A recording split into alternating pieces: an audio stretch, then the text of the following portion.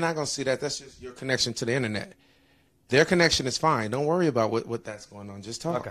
So, although you're not being live on your computer. You're live on this thing right here. Okay. So that's just your computer being connected. That means you're buffering, but they're not seeing a buffer. No, it just ended. What do you mean? It says the stream just ended. The stream is still going.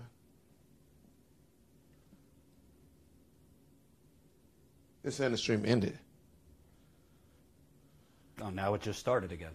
Look. It's doing something because that. Oh, now Colin just said it's back. Oh, I don't know. So why is the stream going in and out? Because that happened the other night, remember? Like No. when we were interviewing them, it got cut off? No. Okay. It didn't happen the other night. The other night we ran out of a battery. We'll talk about it off camera. It just started and now starts again. Anyway, sorry about that. Some live view issues. We'll wait till some of the audience comes back. Hold on.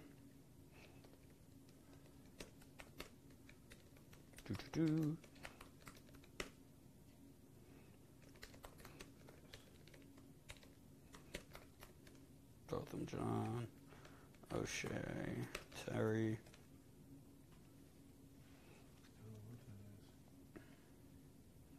All right, I don't know what happened there. We'll wait a couple minutes for more people to come on. But I was showing you that video before the stream got cut off because you got 100 people hanging on the other stream. What other stream? Oh, LiveView must have did another stream. Oh, that must be LiveView. I don't know. Hold on, folks. Did you start another stream? Did you press something? No. You got 2 live streams? No, this is 23 people watching, so. This one ended. This was the one we were on. For some reason it ended. I don't know why. I don't know why either. All right, so hopefully more people come out. Funny how the stream cut out right then. Isn't it funny? But I don't blame this on YouTube. I think this is it could be. We could be watched. It could be watched? Hey, remember Standing Rock? That's true. So why I showed you that is because for me, obviously, I'm passionate about black people getting murdered. I'm not black, but it's something that bothers me. I think that it's kind of a war zone out there, and as a progressive, but just somebody who fights injustice, I make it my issue. But I'm not black, so when I'm in a community meeting where you have a police officer refusing to answer any questions, refusing to give any information, to be around these black mothers and fathers that were basically, you could hear the fear in their voice. You could hear the fear in their voice. And anger. And anger. Basically like, how are you going to assure me that my son isn't going to end up as the next one? It's different when you're there and you see it and you feel it. It gave me a little bit more of a new perspective of what they're going through. Yeah. I can't feel it myself because I'm not racially profiled, but being with all these people, you could feel that there's an urgency. Yeah. Where they're deathly afraid. Because it's a real threat. It's not hypothetical. Right. It's not in case like this happening. This thing is happening to people that they're close to.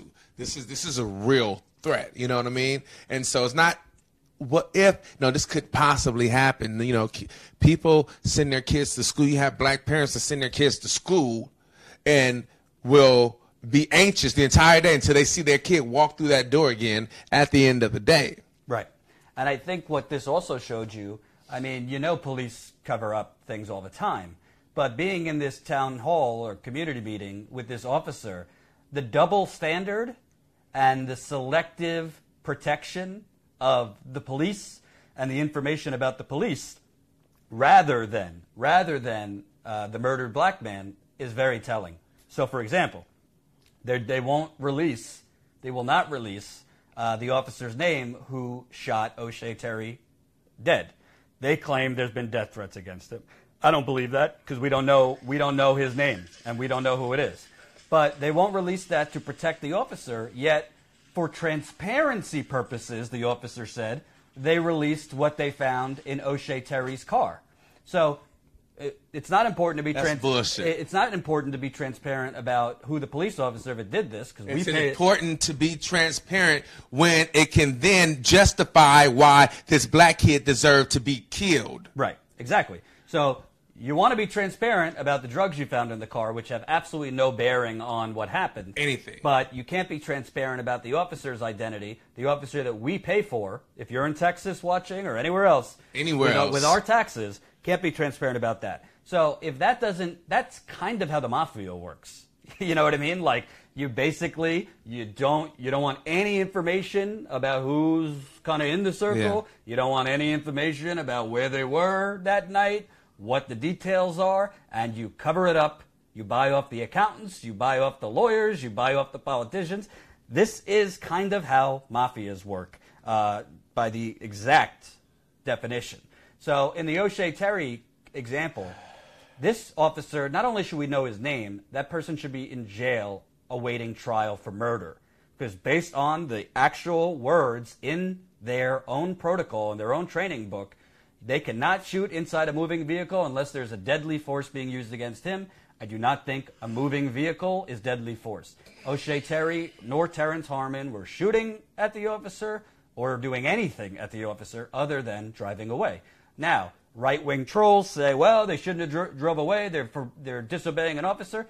That's not illegal. It is illegal, but that's not grounds to be shot dead. Exactly. It's not showing force. Right. You just read what it would take for an officer to show force. That's not showing force. You don't deserve to die. Yeah, he shouldn't have drove off. No one's saying that. But that doesn't equal a death sentence. Right. Now, obviously, because you want to think the way you want to think, you're going to say that because it doesn't even really matter. You just want to promote your own agenda. You know what I'm saying? But you think about if that was your son, how much consideration you would like to have if your son was the one targeted, shot and killed. And folks, I'm going to give you another push because I know our stream got cut off. We are really, really trying to push this GoFundMe, not so we could have poops and giggles. We want to go cover other stories, but we need more run room to do it. We need more funding for equipment. We do poop, though. Yeah, we need more funding for equipment, which you could explain. We need more funding for marketing to get the word out, to get our content out, since YouTube is being suppressive. We need more funding for actual travel, because rent-a-cars and hotels, it all adds up. So if you like what we're doing in the field now, I thank you for helping us get there. Help us get a little further. We are launching statusquo.com by the end of this month, thank God. So we're going to have a website, and we're also going to have, hopefully, some bigger news coming out shortly. It looks like the story that we've been teasing on Flint will be published this month. Interesting. So definitely heard it all before. Y'all tell them heard it all. If you like what we're covering, if you like the stories we're choosing, if you like the people we're interviewing, if you like real news and want more of it, yes, you know how to do it. I'm putting it in the chat one more time, the GoFundMe. Even if it's $10, $20, some people have left 50, some people have left 100, a couple have left 1,000. $5. Keep us going, because this is the grassroots. If you could tell me anyone else on the ground covering these critical stories, I'd like to know, because I don't see it. Now, moving on to Botham Jean. We interviewed his minister yesterday. We're going to tonight be interviewing one of his close friends who is very close to him. We're trying to get in touch with his... We're also trying to get in touch with some of the neighbors that were next door to him.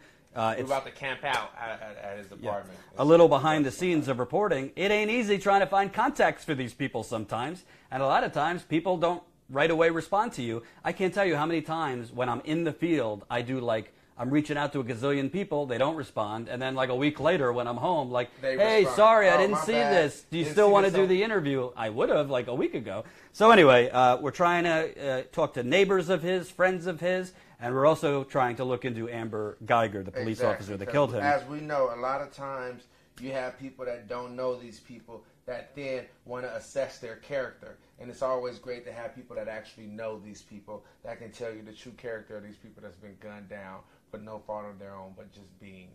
Yeah. So, and Boufry says, I keep checking the Status Quo site. Boufry, let me keep it real with you. Startups try to do things on the cheap. We have a great guy building the website, but he's got a full-time job. He's fortunately he's doing it for free, doing it on the cheap for us. He's great. So we got to work around his schedule, but the site is looking great. It's coming. It's basically ready. It's just Jen. We got to do a little marketing to launch it. Anyway, the thing that the minister said that really struck me, is basically talking about.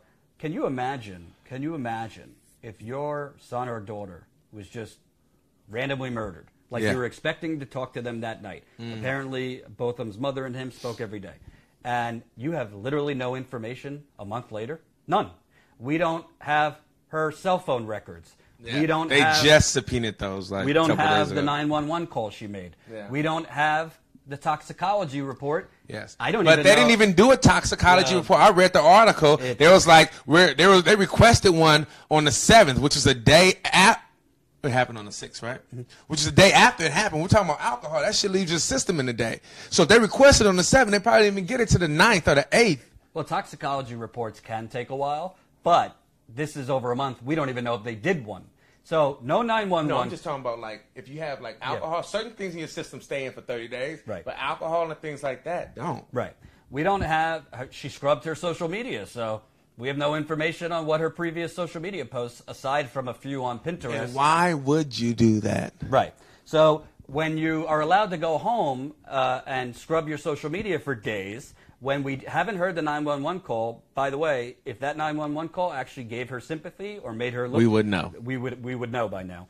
We don't know the toxicology report. We don't have. The police say they are looking through her cell phone records, but we don't have any information. And all of this is, quote, because it would taint the investigation. Well, you already tainted the investigation because you let her go home and scrub her social media for 3 days. She might as well be in the witness protection program right now because nobody knows where the hell she is, what she's doing. As far as she was fired from the police department, but we don't know where she is. Yeah. So it's what's crazy? How this could be looked at. Do they not think that in any other way than a cover-up is beyond me? Do they not think that? I mean, if that's the case, well, we're not releasing none of these because it could taint the investigation. Are we talking about perception of the investigation or actual material evidence of the investigation? What can it taint? Because if that's the case, why do we know that they found marijuana in his apartment? Why is that? Would that not taint it? Because that's the same type of evidence that a tape would give. It would be in that same category of evidence. If you're telling me that him smoking weed, whether he did or didn't, but him smoking weed is okay, but then a videotape, which is material, is not. A tape. You want to read this and explain to her why that's not the case? Oh.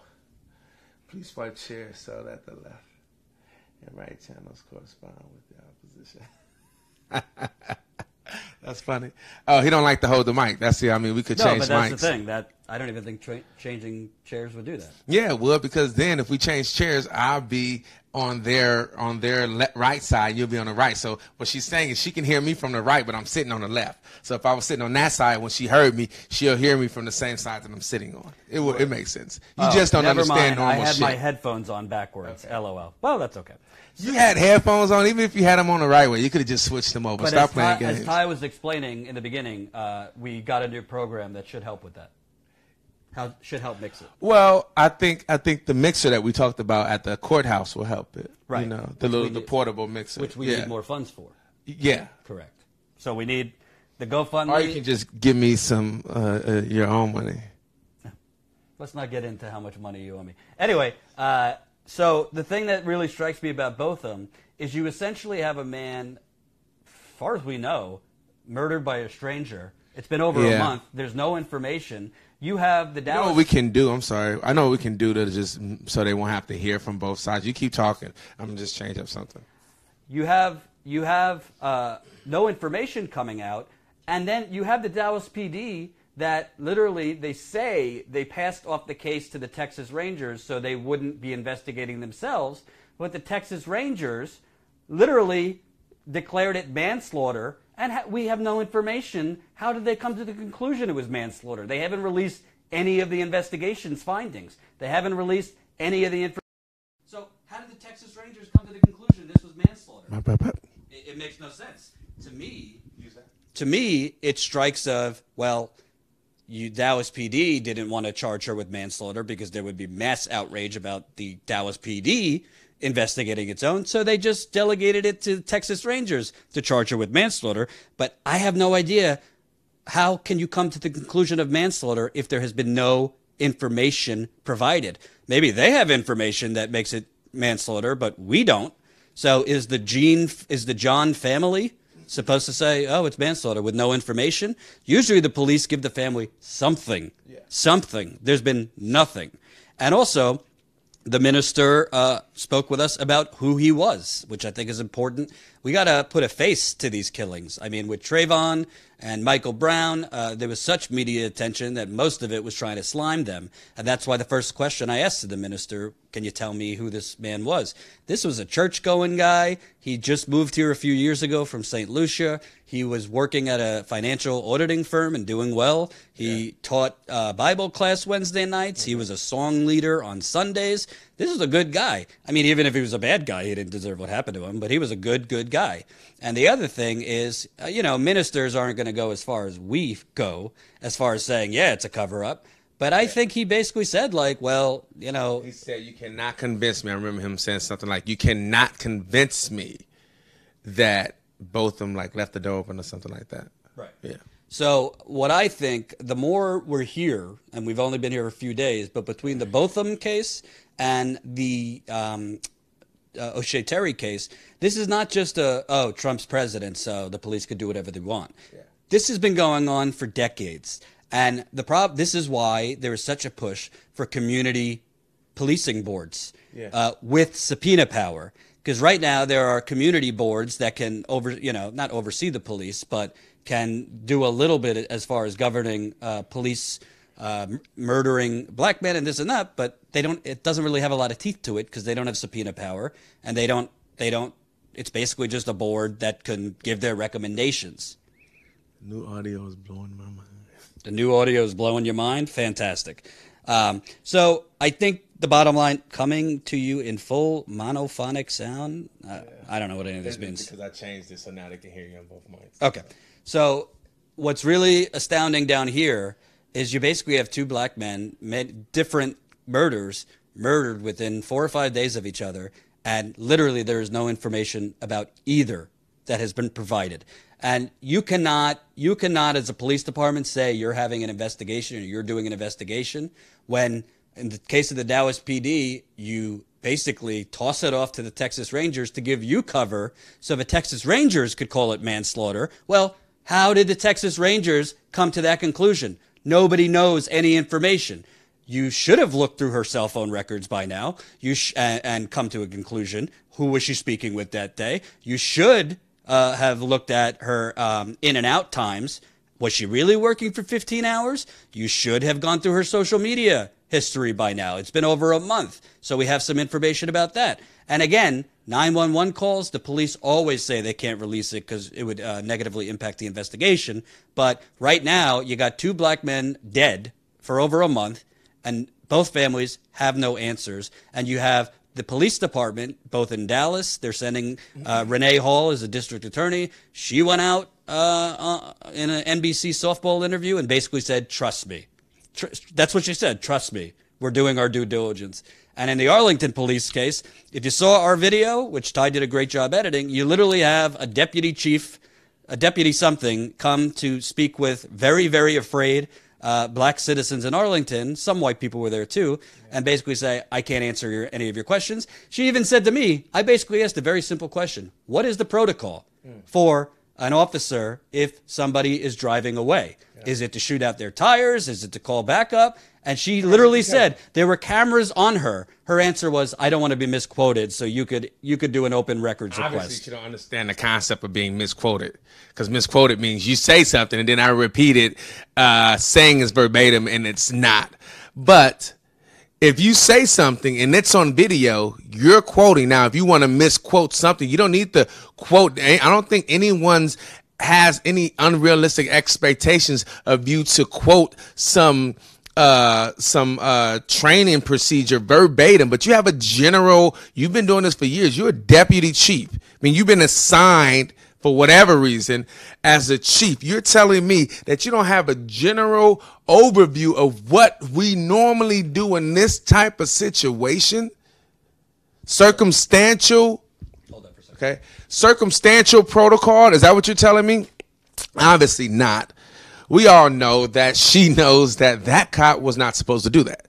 And because he wasn't supposed to do that, she don't, because blue lives goes first. It's that blue wall. She don't want to seem like a sucker to her people, so she not going to put them under the bus. She going to just say, I'm not prepared to answer that right now. I can't tell because I don't want to be you don't want to be misquoted. Oh, so now we're liars? Now we're going to say something to make you look bad because you're a cop, so you don't want to be misquoted. I'm not going to say anything. So why are you here? That's what I want to know. Why are you here? You know why you're here? I'm just turning this volume down now because I see that it's peaking. Mic check, mic check. I want you guys to get the best sound possible. Yes, Lord. Hello.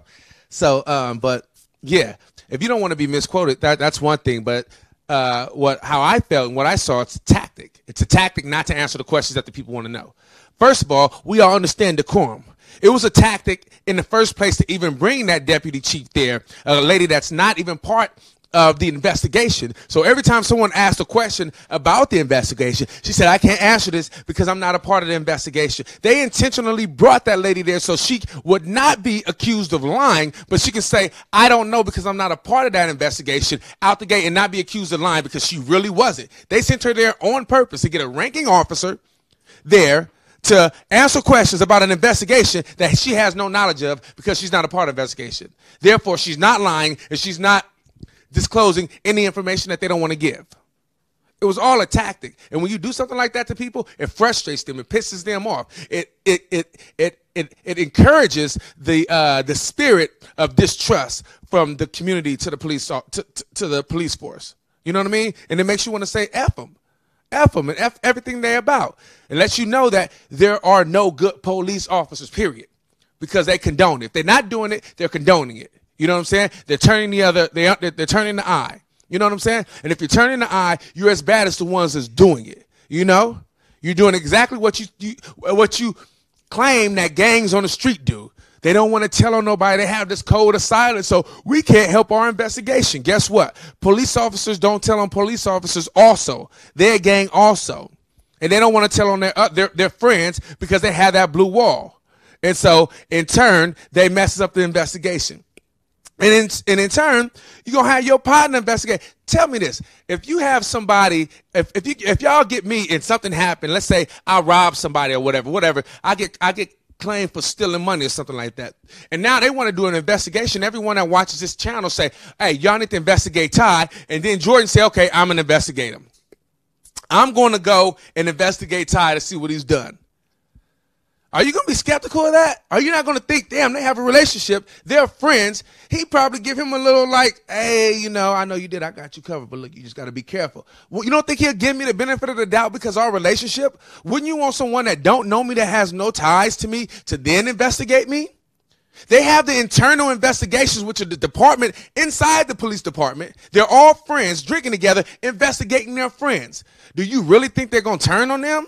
No, they don't give them the benefit of the doubt. They don't have any independent, and we're talking about Arlington right now. They don't have any independent department investigating them. This internal investigations are people that they work with. At least in Dallas, they have the state, what is it, state troopers? At least they have the state trooper investigating it. Even though I don't agree with it being manslaughter, but at least you have an independent entity that has no connection to the police department investigating that case. You should know out the gate that if you have people that's their friends. When was the last time you told on your friend? I don't know when the last time I told on my friend. I don't do that. I'll act like but I won't tell on my friend unless they do something crazy, like molest a kid or some dumb shit like that. You know what I'm saying? So if you can't do that, if you want to be implicit, you don't want to say anything, you want to cover up, you want to throw O'Shea's name in the dirt, but then hide the identity of this police officer, guess what? You as guilty as him. So you know what that make you? Not shit. You a not shit ass person. You know what I'm saying? And I don't trust anything you do. And that's why I say there's no good cops. There may be cops that do good things, but there's no good cops because they're all trained under that system. If you're trained under that system, you abide by that system, you abide by their unwritten rules of the blue wall, then you're not a good cop, period. If you go against it, then you're a good cop. But you know what? Guess what? Every time somebody go against it, guess what happens? The police go against them. All of a sudden, you got manhunts for people that write manifestos. If you guys don't know what I'm referring to, was 3 years ago in Los Angeles when a black cop went against the whole police department and they tried to kill everybody, thinking it was him. When he went he just went on a run. They like shot 2 old Hispanic ladies when they was looking for this guy. It's a cop that did this whole manifesto about the entire police department in LA. If you don't believe me, research it. You know what I'm saying? That's what they do when you go against them. So who would go against them? No one wants to be ostracized. They're the biggest gang in the world. So no, they ain't good cops. Period. And all this stuff is frustrating. We all wonder why people are sitting up and at arms and get frustrated when people try to defend this type of stuff. Because we know we ain't just dealt with this in the past 10 years since people had cell phones. Are you serious? Do you know we grew up with this? Do you know before it happened to me, it happened to my uncle, it happened to my father, and it happened to my grandfather, and it happened to my grandfather after that? They put me up on game before it even happened to me. So when it happened to me, it just emphasized what they had already told me. This ain't just started for black people. It may just started for white people seeing it happen to black people because now they're open and they're awake and the world is smaller because of the internet. And now you can see more things that's happening all over the world. But we've been raised on this. And people are just sick and tired of trying to continue to explain yourself. We can't catch a break. It's always something with us. It's always a reason. It's always okay to do it. You have something to say about that? Well, somebody, before I got up to go to the bathroom, somebody said, why did they send that police officer? Because they needed a sacrificial lamb. So they don't want to actually reveal anything to the community about a cop who they won't reveal their identity, massacring a black man. So they send somebody who's not actually involved with the investigation. And so that way she can't be accused of lying. Because she's telling the truth. She has no idea what's going on in the investigation because she's not part of the investigation. But she's a ranking officer, and she's there, and she can really say that without giving any information that they don't want out, and then at the same time not be accused of lying. And now it's time for me to get passionate. You ready? Ready for my passion? Hold that. And take that link and put it in the chat when I go. Wait. So, this. Okay. So, let me tell you something. This is new for me. Because when I was at the Young Turks, frankly, I didn't need to beg for money. And yes, at this point, we are in the stages of begging for money. Let's just keep it real. I ain't gonna put lipstick on a pig, as my friend Sarah Palin says. So why we need to grow this GoFundMe, we're at 10,300 something now, which is actually amazing. In just 1 month, we raised 10,000. We haven't had many people with large followings share it yet. So it's been great that we've been able to organically get this going. Why we need more funding is you can't really, there's 2 ways to break news, right? Not every story is about breaking some massive scandal. Sometimes you're breaking news just by putting a camera on something that isn't getting any coverage. Honestly, I don't think the O'Shea Terry case would have gotten any coverage, and we're going to continue covering it even when we leave here, because I didn't even know about it. And I'm very well researched. There are so many silent injustices happening in this country that you're not going to get change if nobody knows about it. And sometimes even reporters who care and go out in the field don't know about every black man that's been murdered for no reason.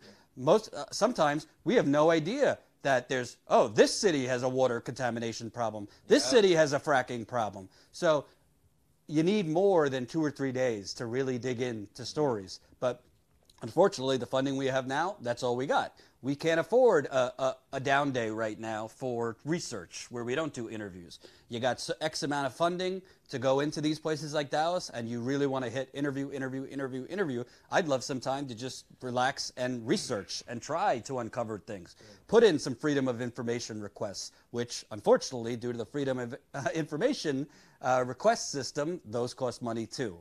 We've put in a lot of freedom of information requests. Jen could tell you about that more the next time she's on with us. She's not out on the road with us for this trip. But we are looking to grow the GoFundMe because we think that to really take off and grow status quo, we got to be in the field to do it. We got to be showing you the stories, showing you the corruption, and also driving activism around that. We're not just doing this to give you the facts. We want activism. We want people to not only be informed, but then to take action. So the bottom line is we want to continue growing this GoFundMe. Our business model long-term is paid membership. When we launch our website, we're going to have a paid member section. We're basically going to have, we're still talking, but probably 1 or 2 levels that get you just about everything. We'll also, we'll grandfather in Patreon subscribers too. So you could be a Patreon subscriber or you could be a member to the site. It's going to be pretty simple. Membership, maybe like 2 levels. We haven't announced which levels yet, but it's going to be affordable. But the bottom line is, to grow, you need that catalyst to start growing, and our catalyst is in the field reporting. And we also we need more funding, not only to go cover these stories, but also we're being suppressed on social media. So Jen could tell you much better than I, some of the money we're spending is to get our videos seen by more people on YouTube. Yesterday with the short video, right? Like it got to, it's like 20,000 right now, over 20,000. That's on Twitter. But on YouTube, since we're being suppressed, if you post a video on Botham Jean, for example, Botham Jean is not a trending topic in the news. You know what I mean? Trump always is. So if I do a video, Trump is like Hitler, and the video is then just sock puppets fighting each other, it will still do well because Trump is in the headline. That's how YouTube works. So we are also spending money to get these videos seen more so that we could then get our YouTube subscriber base up. You get your YouTube subscriber base up, then you guess what happens? People then become Patreon subscribers. So there is a method to our madness, but we feel, and I feel, covering stories on the ground is the way to be unique and to make people want to become members or Patreon subscribers. So even if you've already contributed, think about contributing again, even if it's a smaller amount. If you can't contribute at all, definitely share that GoFundMe, because we don't want it to stall out. We don't want it to, there's going to be ebbs and flows. Some weeks are going to be really great. Some weeks are going to be not as great. But I'm telling you, actions speak louder than words. You see what we're covering. You see it because we're here. There's a story that I might want us to go cover right after this. We just need a little bit more funding to do it. So you guys are going to help us kick this off from the ground up. We are not looking for funding for any other reasons to be out in the field. Rent-a-cars are expensive. Hotels are expensive. Yeah. Food is expensive. We're being very diligent to keep costs down. You guys can help us cover not just the Botham Jean type stories. There's issues in Oklahoma with fracking that I'm looking at right now, fracking and earthquakes in Oklahoma. There's another city that's not getting much attention that's just had their water contaminated. I'm sure there's minimum wage fights that are getting no attention, where minimum wage was increased by the city council and the state legislatures are then reversing it. There's a lot of news to cover. Obviously, you have Bernie fighting McDonald's and now fast food. I want to go cover that on the ground. So there's a lot of things we want to go cover. Just need your help to get it off the ground. Yeah. And let me tell you something. Even you might not think it, but even $5 or even $10, all of that, sometimes you hit a home run and you get someone to contribute $1,000, which we really appreciate. But if you hit enough singles and enough doubles, you're doing well in the game. So keep it coming if you can. The last thing I'll say on this story, because we're going to interview tonight a friend of Botham Jean. They were close friends, because again, we need to keep humanizing the people that are being murdered. We don't only want to talk about the cover-up. We want to show you who these people were, because they're now not here for senseless reasons. But I think another important thing to this story is, I mean, it is very hard to get true justice when you're living in a Trump media industrial complex. Yeah. I mean, the majority of the media doesn't really care about these instances unless there's riots or unless there's a chance that there will be like, thousands of protesters on the street clashing with police. Mm-hmm. That's when they send cameras. But until then, most of these black men are being murdered. Yeah, there's some local media coverage, but not a lot. Yeah. Not a lot. So that's why it's important that we're on the ground here, even to get a quarter of more coverage. Because the more coverage you put on things, the more activism then is sparked. It doesn't happen at every instance, but it does happen. Your thoughts? Yeah. Here you go. Yeah, for the same way. I think we just have to hold each other accountable. You know what I'm saying? We hold you guys accountable for helping us get out there. You guys hold us accountable for giving you the stories that you want. We have to make sure that we are supporting each other, and that's what it is. It's you believe in us or you don't. You know what I mean? You're in this or you're not. You know what I'm saying? To be in it, to be a part of it. To be invested in it, not just emotionally, but physically. All that. When you want your faith to work, to step out on faith, you have to take an action. And a lot of times an action, and it's not like you guys aren't. Like, you guys, we raised $10,000. It's amazing. You know what I'm saying? You guys are putting your money where your faith is. So we appreciate that. I guess we're just emphasizing that, this is something that has to be a collective partnership, that is something that has to be consistent and constant. Everyone, my pastor used to say back in the day that, everyone starts off good. But the winner is the person that finished the race. And so we got to make sure that we're finishing the race. And I have faith that you guys have faith in us to be able to deliver and give you guys what you want. I know I have faith in him. And I have faith in him because I've seen it. Not because I want to, not because I hope and wish that may. It's like he's proven himself. I've seen him work. We're close. We work close together, and we're close as friends. So I'm convinced 100%. And hopefully you guys are, and I'm pretty sure you are. You've shown it, and we just need you to continue to show it so that we can give you the stories that you want, because we are as frustrated as you are. But in that frustration, we need to, just the same way when we want people to hear us as protesters, as activists, as reporters, guess what we do? We get their bottom line. We protest in front of their stores, in front of their malls on Black Friday, because they only listen when you fuck with their pockets. You know what I'm saying? So what we got to do is show them how deep our pockets are as well, so that we can make sure that we're out there and they can't control the things that you guys want to see. And we're also, I should also say, we're also looking to raise. I feel like I've been very articulate in the past couple. What have I done? Maybe it was the marijuana. I feel like my expression of what's in my heart is just flowing instead of the Yeah. So maybe you just need some medicine. So also part of why we're trying to I miss you, Whitney. Part of why we're trying to grow this GoFundMe and hit our goal. After the 2018 midterms, let's keep it real. I mean, 2020 begins. Like the day after 2018, all the corporate outlets are going to be covering 2020. We want to cover 2020 differently. And I'm going to tell you what I want to do, because it's exactly what I did at the Young Turks. Yes, you could go to all the debates. You could go to all the debates. You can go to all the conventions. You can go to all the conferences. You can go to all the primaries if you have the funding to do it. We don't have the funding to do that at the moment.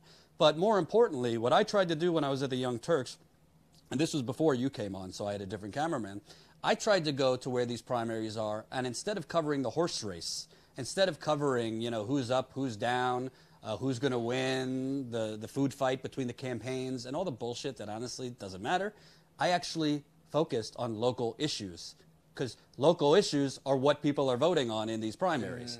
So I don't know if everyone here followed me when I was at the Young Turks.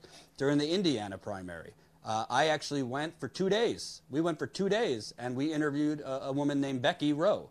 She was a single mother who used to live in a house, but after the 2008 economic crash, her and pretty much all her town had basically had to move into trailer parks because they were economically ravaged.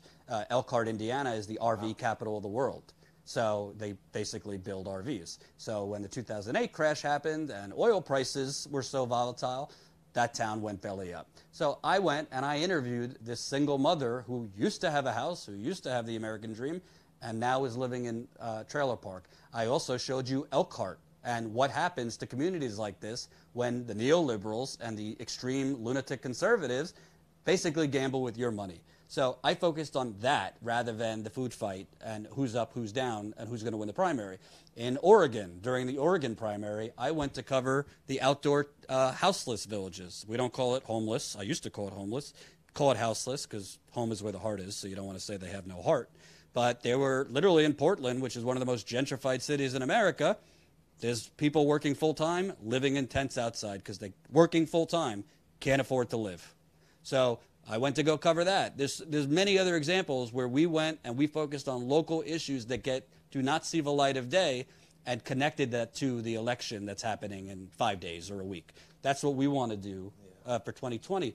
If we do have the funding, we'll definitely go to the debates and cover those if they let us in the door, which is a different question. But we need the funding. We'll bust the door down, though. That's minor. Yeah. You can bust the door so that's why we're really, really impressing. got me here. We're not trying to hit you over the head too hard and give us money, give us money. We are trying to basically set up our runway so that we could then go fly all over the country, literally and figuratively.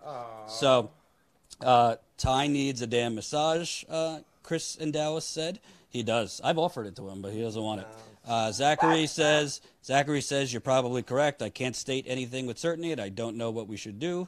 I don't know what that's in reference to, but okay. Maximilian says the revolution will not be televised. Yes. I couldn't agree more. Hey, it will. On the contrary, we will televise it.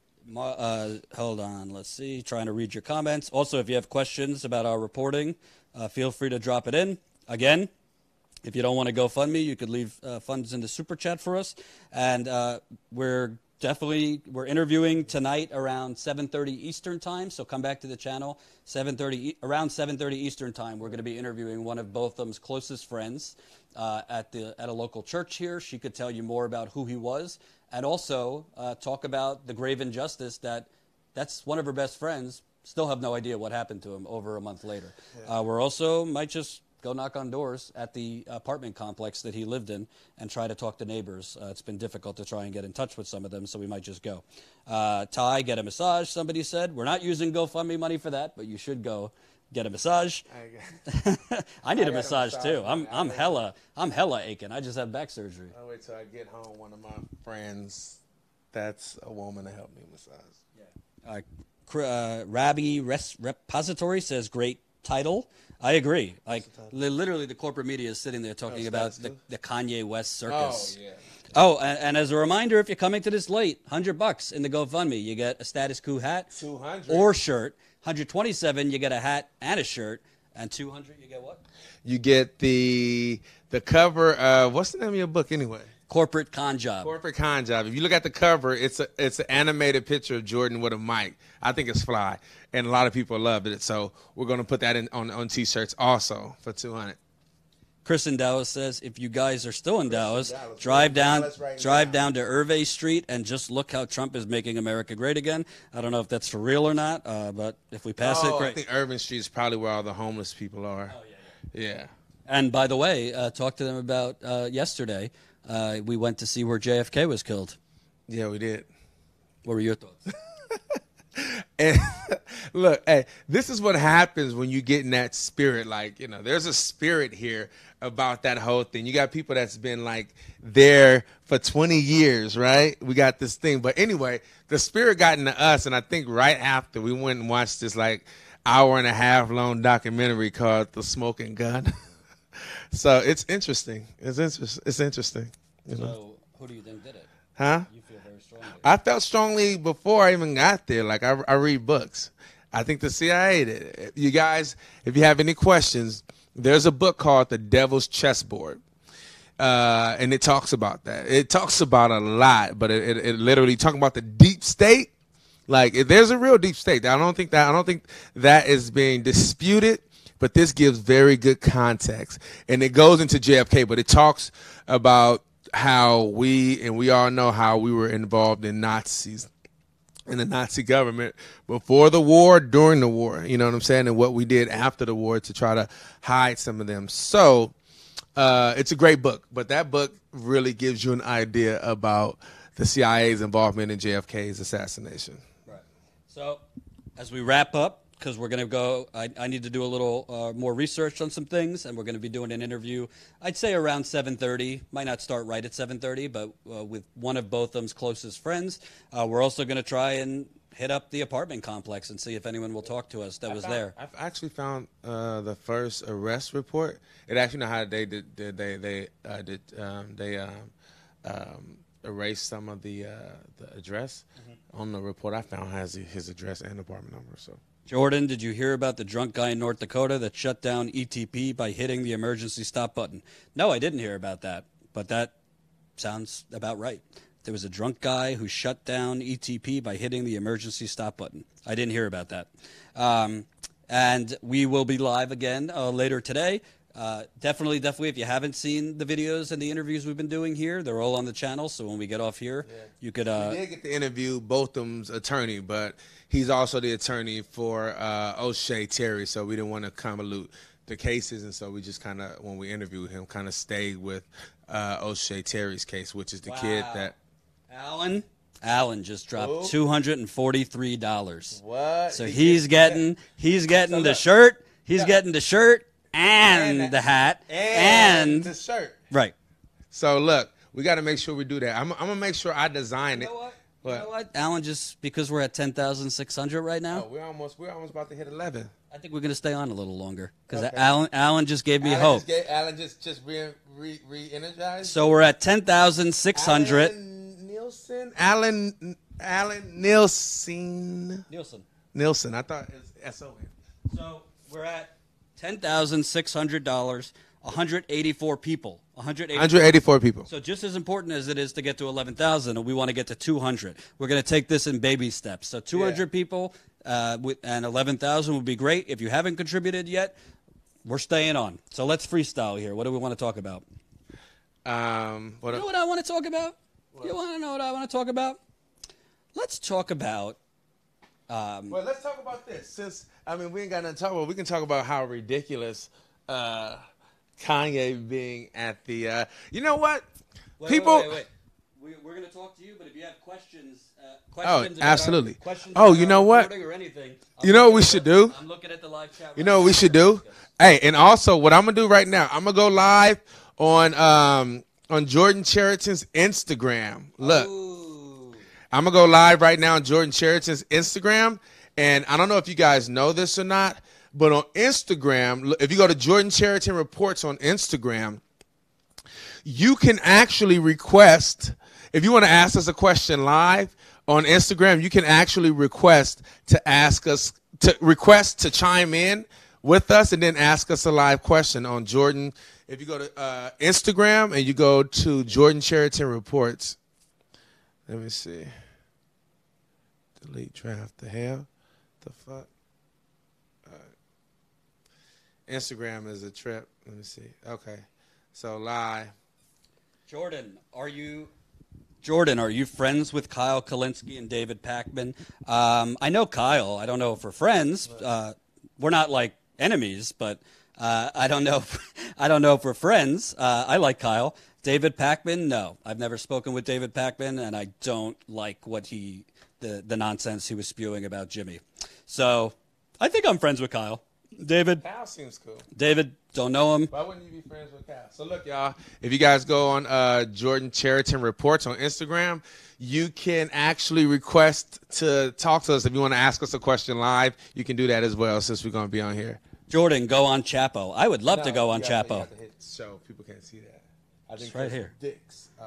It's right here. Jordan, go on Chapo. Hey, start the campaign. Tell them to have me on. I'd love to go on Chapo. I don't really listen or watch a lot of media because I think most of them are full of it and terrible. I listen to Chapo Trap House. I really like those guys. They are a good mix of intelligence, goofiness, and calling out the establishment. I have one person watching on Instagram. I have to admit, you guys that's on YouTube, if you want to go on Instagram and like request to chime in and ask us the question live, you can. We're taking some live questions right now, so if you want to do that, chime in on Instagram and then you hit request to talk, and then we'll hit you in. Mike Bowsley, would you do a debate, Jordan, like a Politicon event? See, Mike, I have a mixed feeling about these conferences. I got to tell you. And, Jen would say I'm antisocial, but I'm not. I actually like mostly being out in the field and covering real things. I think most of these conferences, I won't name names, most of these conferences are just a way to make money and kind of have some cheap entertainment. But is it really accomplishing anything? So Politicon, for example, I mean, I would go and I would debate someone. As humbly as I could say it, I'd wipe the floor with just about anyone. Because most of these people don't go out into the country. They just bloviate based on their opinions, but they don't actually meet people. They don't actually research anything out in the country. They're not exposed to anything. Let me tell you something, and I will say it right now. I will say it right now. If Ben Shapiro wants to debate me, and you guys want to fund me to go out and debate Ben Shapiro, I'd do it in a heartbeat, and I'd wipe the floor with him. Think so? Even though he's a member of my tribe, I would wipe the floor with Ben Shapiro. I would love to see that. I love you. I don't know. I don't even know who I would pick. Ben Shapiro. I'm not gonna. Ben Shapiro talks. It's only because, not to say that what he says it makes sense. I think some of the stuff he says makes sense, but he's so quick and witty. A lot of people, it's almost like boxing. Even if you hit punches, a lot of people just looking at the aggression and how you come at it, not looking at the scores that you're hitting. So they're more judging based on your approach versus what you're actually saying.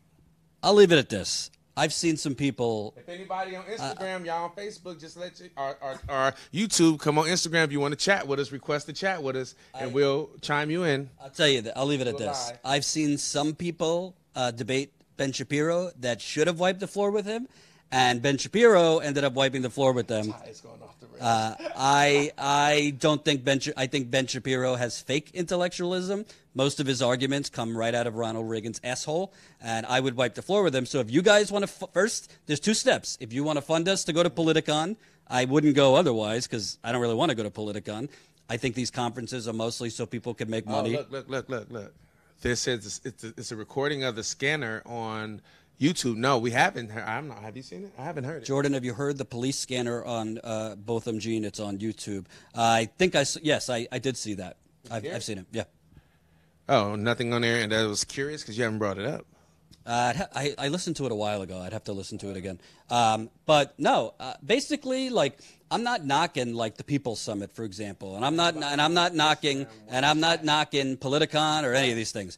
But to me, my limited resources and our limited resources are not going to be spent on going to Politicon or the People's Summit. I want to be out in the field, giving the microphone back to the people. That is our slogan, and we mean it. So I don't really want to waste time going to conferences, and so we could bloviate about what's next for the progressive movement and blah, blah, blah, blah, blah. If there's funding and somebody that I don't really respect Ben Shapiro, but yeah, I would debate somebody. So make it happen. So, quote, Zachary says, I really think debating Shapiro is a waste of time. So do I. Rastlos says you could have a rhetorical joust with Shapiro, not an informative debate. Yeah, sure, I would joust. And as a reminder, we're staying on. That's what it would be, a rhetorical joust. I think that's a great articulation of what it would be. Right. And as a reminder, we're staying on, and we're doing a little stream of conscious here because we're close to 11,000 on the GoFundMe. Putting the GoFundMe link in right there. And if anybody wants to chime in right now, I don't know if I got to say it, what language, but y'all can chime in, and you guys can actually be live with us on Instagram. If you go on Instagram, and I think Instagram, when you go to our live, Jordan Cheriton Reports, you can hit a request to go live, and then you can go live with us right now and ask a question. I have to admit, I have been derelict in focusing on my Instagram. When I was at the Young Turks, I mostly focused on Twitter. Now we're trying to focus on Facebook a little more with Twitter. I'm not an expert on Instagram, but Ty knows a lot about Instagram. So if you don't follow me on Instagram, how could they follow me on Instagram? They can go to Instagram and follow you at Jordan Cheriton Reports, which will be changing to Status Quo in a little bit. And Mike Bowsley says, I just feel like you wouldn't back down from your ideology, and that's what the progressive movement needs, some backbone. It's not about it's not about backing down from my ideology. But you don't. Now, he's saying that's a good thing. Like, you don't need we need backbone. Like, the big problem with Democrats is that they get bullied and punked all the time. Sometimes you got to be like, F you too, punk. But my thing is, like, I mean, that's the thing that I like. Even though Weiner's a complete, like, what he did on this in his personal, that's BS. But he was a fighter, man. Oh boy, the guy, the attorney general for New York that got caught up in that prostitution thing, Elliot Splitzer, was a fighter. Those are Democrats that wouldn't just get pushed over. That's what we need. And Republicans, they talk shit, they do everything and they muscle their way through, and we just bow down. Well, there's also something called facts. So, yeah, of course, using facts. You could be a fighter, but the progressive movement actually has, the progressive ideology has facts to back it up. No, that's what I'm saying. So the people that I'm talking about that were fighters, they have facts. I'm not saying just fight the fight and lie. My bad. Like, you know I'm loud. I'm not... I thought, yeah, I'm losing my hearing. I'm losing my nose. Do you know what I've been going through being live with you? This man's got more natural gas. Clean energy is under threat because of Ty. He's been releasing natural gas all day. Anyway. But, you know, here's my mentality, and I truly believe this. I'm not trying to be like antisocial to be cool for school. I'd rather be out in the field covering things than be a part of the like Twitterazzi, like this person challenges this person to a debate, this person, you know, it's a lot of it's for publicity and for people to like grow their channels and all that nonsense. I don't want to do that. Like, of course, I offer commentary, I give you my opinion, but with the limited resources we have, we're going to spend it on going out into the field and exposing to you all the important things that aren't getting covered. Yeah. And if somebody wants to debate me, I'll definitely take it into consideration. But like the politicons of the world, to me, maybe they're entertaining for you to watch, but like I think it's mostly so conferences can make money and exactly people could grow their, you know, their brand. Yeah. That's it. I mean, it's a PR thing. I mean, that's what any type of event, Politicon, whatever con is all about. It's for people to be able to get on stage so more people can see them so they can promote their brand, which I'm not saying there's nothing wrong with at all, but it's a waste of time if it's really not a waste of time if you really try, because you still got a large audience there. You still got people wondering if you can convince some people in that span of what you're saying and they feel you got more people listening to what you're saying. So I don't know if it's a waste of time or not. I can understand like you're not feeling the decorum of it, but I don't think it's a waste of time. So let's see somebody come on Instagram and request to go live with us. Damn. Do I have to beg y'all? If I was y'all, I would be doing it. To be honest with you, I'd rather debate a politician than one of these Ben Shapiro idiots, because I know more about political corruption than anyone else, and I say that without being arrogant. I have seen the corruption on the ground. Ty has seen some of the corruption on the ground, and I would love to wipe the floor with Ted Cruz. I would love to wipe the floor. That wouldn't even be a challenge, dog. Like, I wouldn't even, that's a waste of time. I would do it probably just to make him feel bad, but it's a waste of time. Everyone feels the same about Ted Cruz. So, Ty, do you want a status quo hat? No. No?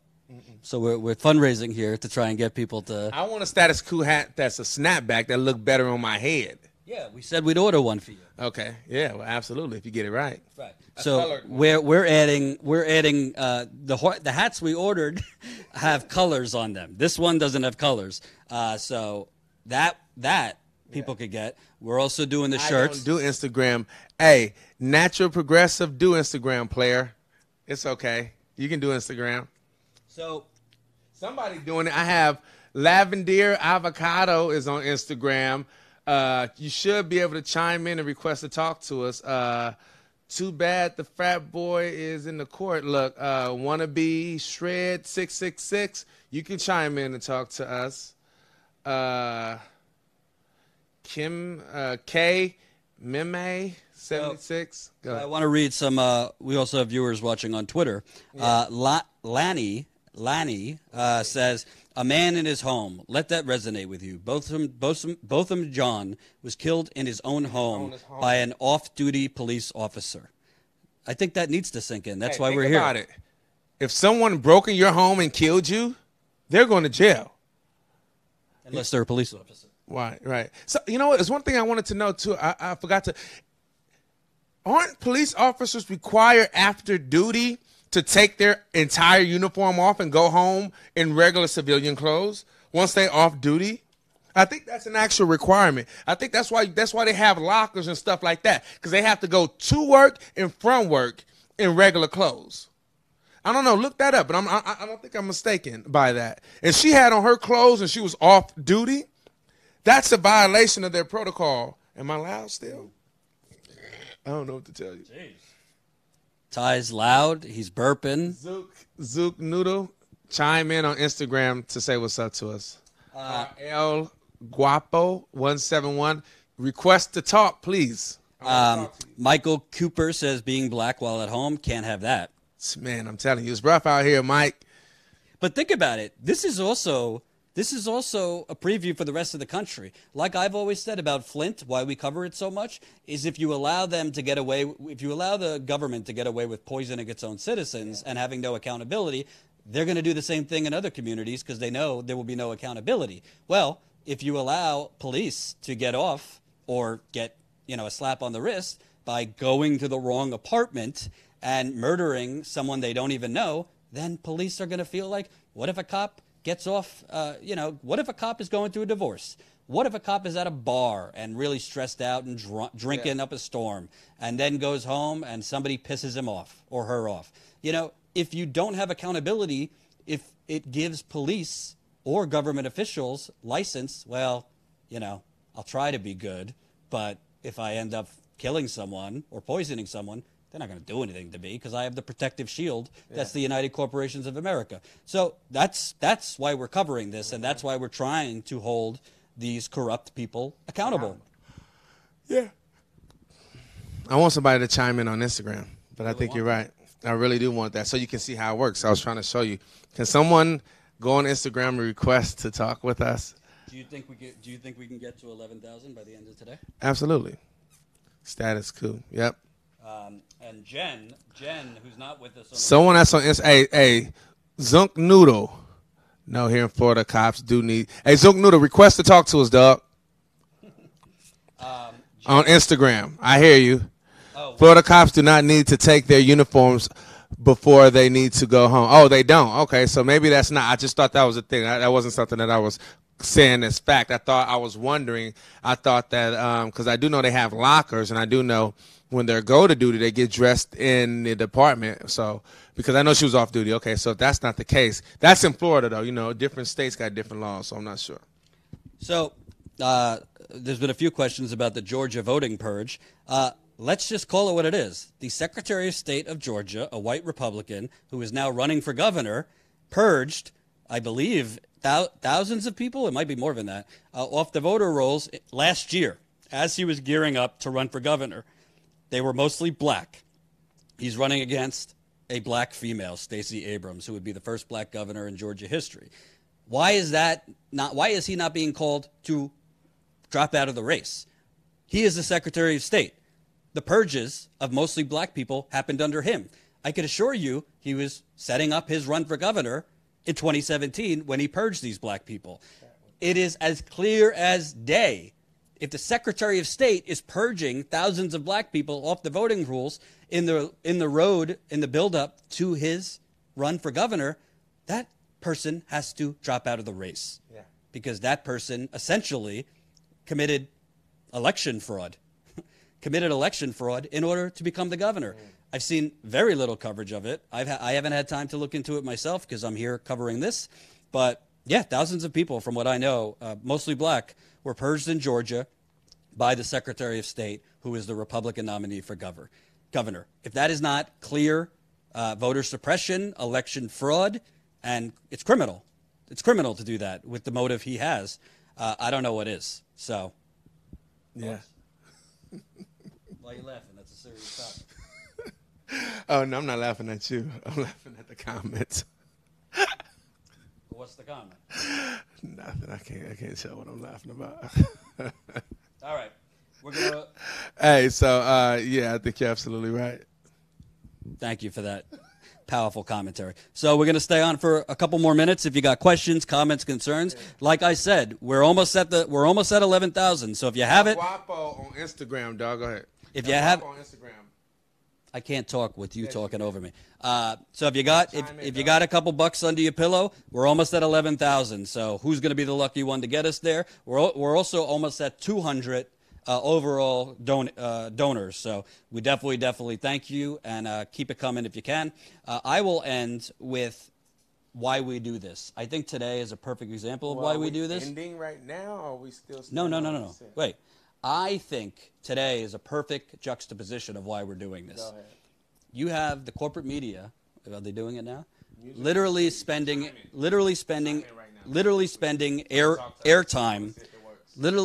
airtime to cover Kanye West's Carnival Act in the Oval Office. Kanye West went in, basically gave Trump,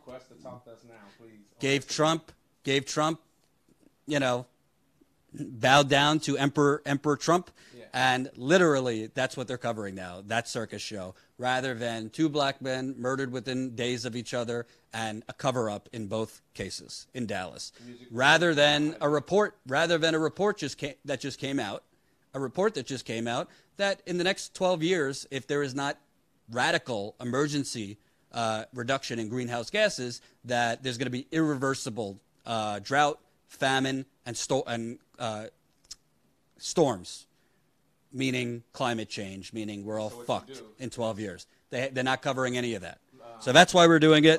They're doing this. Into the live, and then you should get a notification saying, "Do you want to request to talk to them or something like that?" You hit request. The audience can't hear if two people are talking at once. They can, because the mic is on you. That's a directional mic. Interesting. Yeah. So there's no coverage of the important things. There's coverage of nonsense. They're covering the hurricane, but they're not explaining why there is more hurricanes. Do you ever see CNN, MSNBC actually stand there? They give you the play-by-play of the hurricane, which is great. They don't tell you, well, why are there so many more storms happening? Why are these storms so much more lethal and damaging? Why?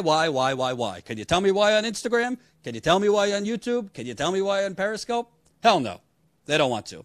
Ty, go into the other room and make love to your phone. Yes.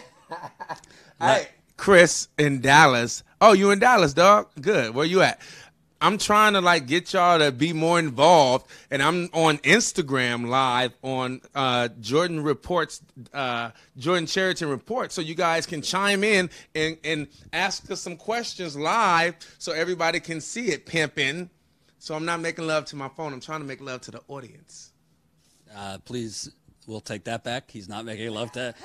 He's not making love to anyone in the audience. Thank you. Shut up. Larry Skywalker says, "LOL." Ty and Jordan simulcast. One day I'll give you my sermon on LOL. I don't like LOL. It's okay.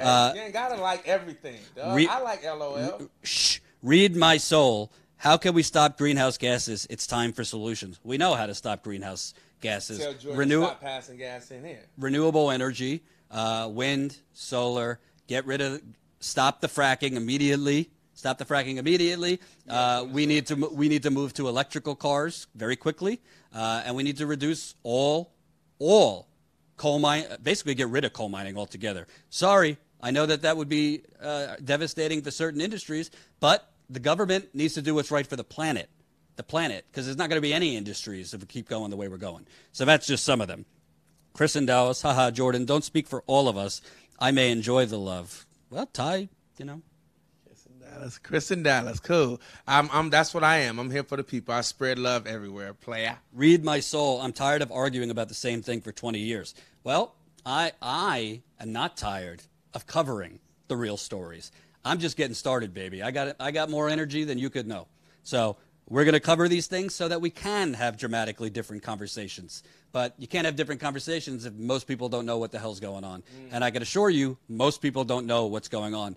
Every time we're out in the field, we'll be online to get something to eat or something like that. We'll strike up a conversation with people in the city we're in. Yesterday. In the city we're in, we'll tell them what we're covering. They'll have no freaking idea what we're talking about. Yep. And that's in the place we're at. Place. You're right, absolutely right. Happened yesterday when we was at the when we was at Jimmy's Neck Bones and Barbecue Shack. I'm just playing. What was the name of it? What was the name of the shack? I don't know. Oh, we was there, and the lady that we were talking to we were telling her what we did as a profession, and she was like, well, so why are you guys here? We told her that we were covering she was like, oh, I didn't even know that happened. Where? When? And this is in their own city. Hey, Michael, stop fracking, stop coal. Dude, what about the jobs? Hey, Michael. Hey, Michael. Did it not work? Michael. Anybody can do it. It doesn't have to be you. Chime in. Google renewable energy outpacing fossil fuel jobs. We have the jobs. Those people in fracking, those people in coal can get jobs in renewable energy. Yeah. There's plenty of them. It's growing very quickly. And by the way, Michael, fracking, those jobs are temporary jobs. These pipelines are temporary jobs. These aren't careers. These are temporary jobs. And they are destroying people's water, wildlife, and sacred lands. So not all jobs are created equally. I'm sorry. I don't agree with our lunatic president. Well, what about the jobs? You know, he's talking about, wait a minute. He's talking about, well, we can't necessarily take action against Saudi Arabia for murdering a Washington Post journalist, which is very obvious that's what happened, because we need to sell them weapons. And what about the industries that are going to be affected if we stop selling Saudi Arabia weapons? Well, first of all, Trump, thank you for acknowledging that we are a war economy and we continually massacre people all over the country or help people get massacred through our weapons, talking about Yemen. The Yemen war cannot continue without the U.S. refueling and supplying Saudi Arabia weapons. But you know what? I'm sorry. I'm sorry for people that might lose their jobs. But I can't say, well, in order to keep the jobs in the weapons industry, let's go keep killing people around the world. I can't do that.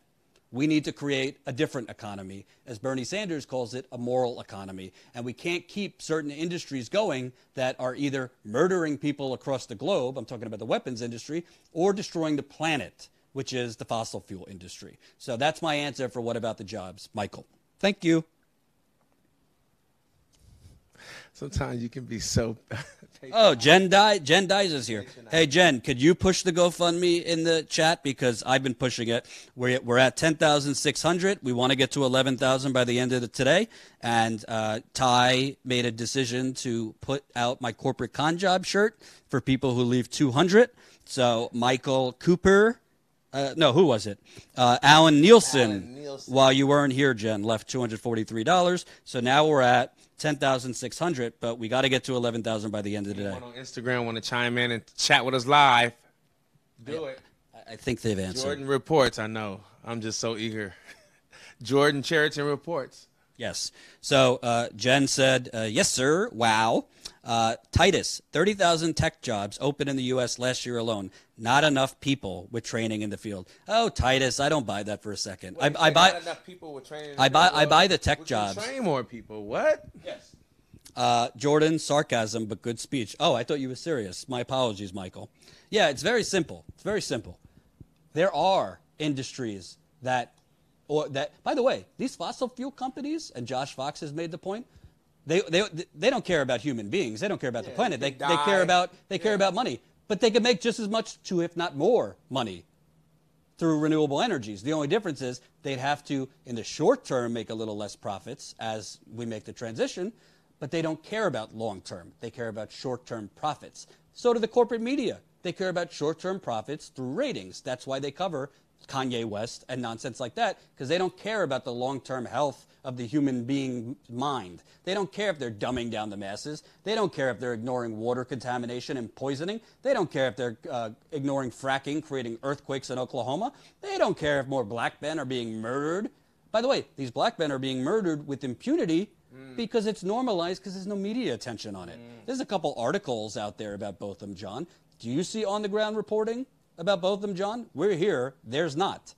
And the reporting that is happening in the local media, we were just at a community meeting the other night. No offense to, the local media that was there. They're sitting in the back just taking notes. They're not challenging power. They're not asking questions to the police officer there that refused to give any information. Most local media is just meeting deadlines and basically doing stenography. They're not challenging power. and that's what journalists are supposed to do. Yeah. All right, we'll stay on for a few more minutes. Let's see. Larry says Jordan should run for public office in Colorado. We need that passion about anti-fracking. I don't want to move to Colorado. I can't handle the weed. Marijuana, and I don't agree. But I do like Colorado. I think it's beautiful. I don't want to run for public office. You could record this and call me a hypocrite if I ever do, but I don't want to run for public office because I think my role and what I could do and how I could create change is through journalism, and I'm too real, and I can't kiss babies and be a bullshit artist that you need to be to be a politician. I'm not willing to make serious compromises on who I am and what I believe, and most politicians have to do that. Yeah. Great commentary. Mike Bunch says, stick with journalism. Thank you, Mike. Let's see if we're moving at all on this GoFundMe. 10,600 still. That's a good move. Angelica, I'm live. I got to call you back. Very nice, very nice. So, Jen, any comments, concerns in the live stream? Haven't heard from you. Journalists report news only. How do we create those industries? My nieces and my sister lives in Dallas, so they're trying to get in contact with me. They don't understand that I'm working as well as trying to see them. Mr. Black says, Jordan, I'm begging for you to do an interview with Chris Hedges. That'll be an absolute treat. If possible, of course, because I know you and him are currently busy. I'd love to interview Chris Hedges. Jen, could you reach out to Hedges and get that going? Gracias. Appreciate it. I'd love to do an interview with Chris Hedges. Who is it? He sounds familiar. Who is Chris Hedges? He sounds familiar. Maybe if you stopped watching Morning Joe and Chris Cuomo and did a little independent media homework and actually watch progressives, you'd know who Chris Hedges is. Oh, okay. Interesting. Yeah, Ty loves Chris Cuomo, and he loves Morning Joe, and he loves CNN. Not true. I watched them, though. Woo. I need some coffee or something. All right. My low is Ty high? No, he's not high. He's just Ty. Right now? No, my shoulder's hurting right now. And no, that's it. He said I'm tired. He probably think I'm high, too. No, I'm not tired. My shoulder's just irritating, and I got a slight headache. But do I seem high? Yeah. So before we go, because we're going to wrap up soon, I want to thank everybody who has contributed to the GoFundMe. They obviously haven't been watching the whole thing. I feel like I did an eloquent speech earlier. Well, I feel like I need to get hearing aids because having this motherfucker screaming in your ear next to you, he doesn't understand that you don't need to yell for people to hear you. But he feels like he's jousting with people. So he's just screaming and screaming and screaming. When you came to my family's house yesterday, what were we doing? You were yelling. They weren't yelling. They were yelling. No, they weren't. We was all yelling. No, you were screaming. They were not. They were. No. Dude, you need to hop over to RT America. Thank you. I'd go on RT. I'm down. I'm talking to me because I don't know. That's what because you said that I like CNN. So Larry Skywalker, $10 in the super chat. Hey, Unique View, you're a high roller. Do a super chat. I don't know what that means, but Larry Skywalker, thank you for the contribution. Oh, he's saying somebody here name is Unique View, you're a high roller. Do a super chat saying donate money. He's just telling somebody. Okay. Unique View, if you are a high roller, feel free to roll right into that GoFundMe. We're almost at 11,000. Stoney, request to talk to us on Instagram right now, player, so we can holler at you live. To all four people watching on Instagram. It's a hater. Yay, Larry, Jen says. We're going to be, as a reminder, we're going to be interviewing a very close friend of Botham John tonight around 7:30 Eastern time, so definitely come back for that. Our other videos are up on the channel. We interviewed Botham's minister. We interviewed Botham's attorney about another case. We have interviewed some of the protesters that were arrested protesting for Botham John. Some of the protesters that were arrested protesting for Botham John. We've done a lot of interviews, so it's all up on the channel. YouTube doesn't always notify you when new videos are up, so you might not have seen them all. Definitely share those videos. One went viral on Twitter.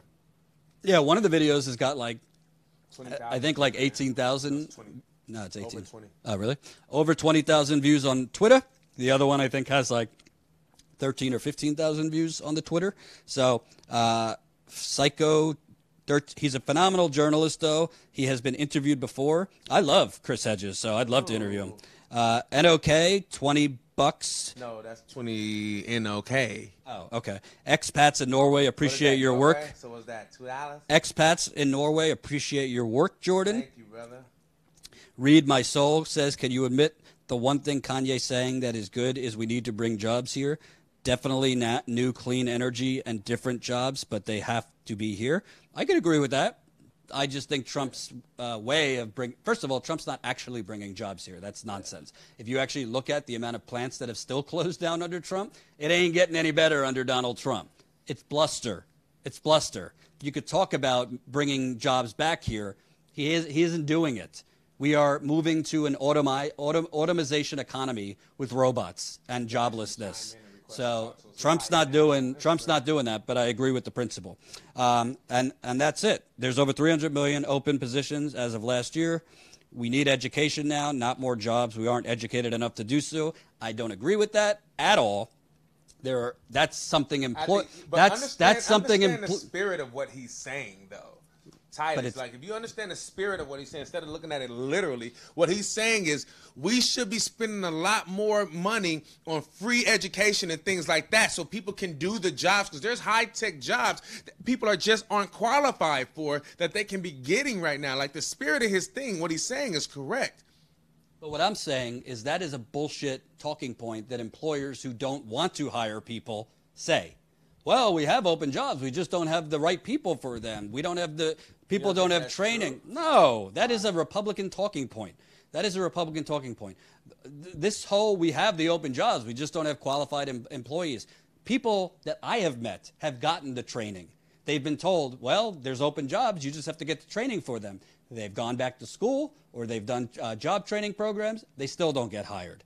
Now, are there some cases where there's specialized fields where you need specific training for that we don't have enough qualified positions for? Absolutely. But by and large, most of these industries where they're saying we have more jobs than trained people, it's bullshit. Because I've met labor union members that have gotten retrained for those jobs and still don't get hired.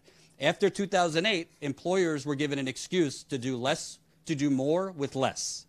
And that kind of psychology has not changed. And when they were given tax cuts by Trump and the Republicans, they didn't hire more people. Yeah, some places gave a one-time bonus, which was nothing for them because they just got hundreds of thousands of dollars in tax breaks.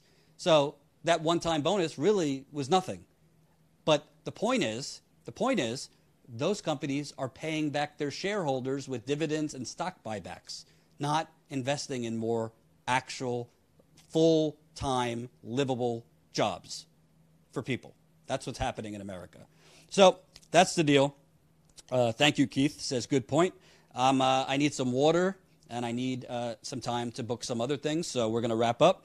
Thank you to those who have contributed in the GoFundMe while we've been live. We did not hit 11,000 yet, but the day is young. It's only 3:40 Central Time, so maybe we could hit it by the end of today. As a reminder, we'll be live around 7:30 Eastern, 7:30 Eastern Time, interviewing one of Botham's closest friends. Thank you for watching. Hold on, not yet. Don't let go yet. I'm gonna see if I can chime in. Let's see. Hold on, watch this. Okay, exit out of there. Let me get off of you. Let me get on me. And watch. So I should be able to while you live.